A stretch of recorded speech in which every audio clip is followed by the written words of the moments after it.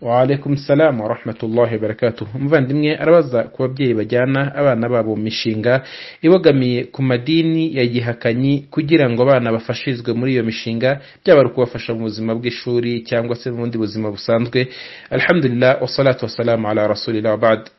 Ubusanzwe umubyeyi akwiye kurera umwana we, agomba no kumureramo gukunda idini no kuyishyira imbere no kuyubahisha no kuyubaha no kuyishyira mu buzima bwe bwa buri munsi. N'ibyo ngibyo kugira ngo binoge nuko akomeza kumwegereza abayisilamu n'abemeramana n'abagandukiramana, kabone n'ubwo ibyo ngibyo byamuviramo kugira bimwe abura mu buzima bwe, kabone n'ubwo ibyo ngibyo byamuviramo kugira bimwe abura mu buzima bwe, nko kuba urugero yabura ishuri ryiza nk'iryo yifuza, cyangwa se yabura ubuzima bwiza bworoshye nk'uko abyifuza n'ibindi nk'ibyo ngibyo, ariko akarinda idini ye kubera ko idini y'umuntu niyo ihenze kurusha ibindi. Akarinda idini ye kubera ko idini y'umuntu n'idini y'umwana wawe niyo ihenze kurusha icyongereza azavuga, no kurusha imibare azamenya, no kurusha ibiryo byiza ashobora kurya cyangwa se uburiri bwiza ashobora kuryamaho n'ibindi nk'ibyo ngibyo bitandukanye.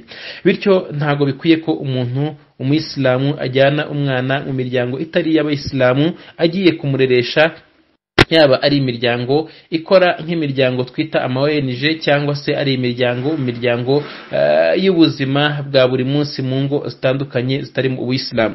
Hanyuma by'umwihariko iyo iyi miryango iri bumubuze gukora ibikorwa by'idini ye, biba ari haramu izira inazirijwe ko umubyeyi ajyanayo umwana we. Iyo iyi miryango iri buze kumubuza kugandukira Imana, cyangwa se ikamubangamira mu kugandukira Imana, cyangwa se ikamwigisha tandukanya n'Ubuislamu, nuko ibyo bikorwa by'Ubuislamu ari ibikorwa rimwe na rimwe bitagezweho cyangwa se bidakwiye cyangwa se atagomba kugaragaza mu bantu. Iyo miryango iri buze kugaragaza kimwe muri ibyo ngibyo, icyo gihe ibyo ngibyo biba ari haram. N'uwajyanayo umwana we yazamubazwa n'Uwiteka Allah subhanahu wa ta'ala ku munsi w'imperuka. N'uyu mwana aramutse atannye agata idini, uyu mubyeyi yazashyirwa mu muriro nawe, kubera ko yaba ari we wabaye intandaro yo kugira ngo uyu mwana atakaze idini ye. Niyo mpamvu intumwa y'Imana sallallahu alaihi wasallama ivuga iti kullu mauludin yuladu ala alfitra, buri umwana avuka ari ku Uislamu, buri umwana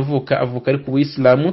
Hanyuma intumwa y'Imana sallallahu alaihi wasallama iravuga ngo fa abawahu yahwidanihi, hanyuma ababyeyi be no bamugira umuyahudi au yunasranihi, cyangwa se akamugira umukristo, au yumajisanihi, cyangwa se akamugira usenga ibigirwamana. Icyo gihe rero uyu nibwo yaba ari umuyisilamu akamwohereza aho bari bumugire usenga ibigirwamana, icyo gihe nibo baba babaye intandaro yo kugira ngo uyu mwana atane. Nibi bazayibazwa n'Uwiteka Allah subhanahu wa ta'ala. Wallahu a'lam.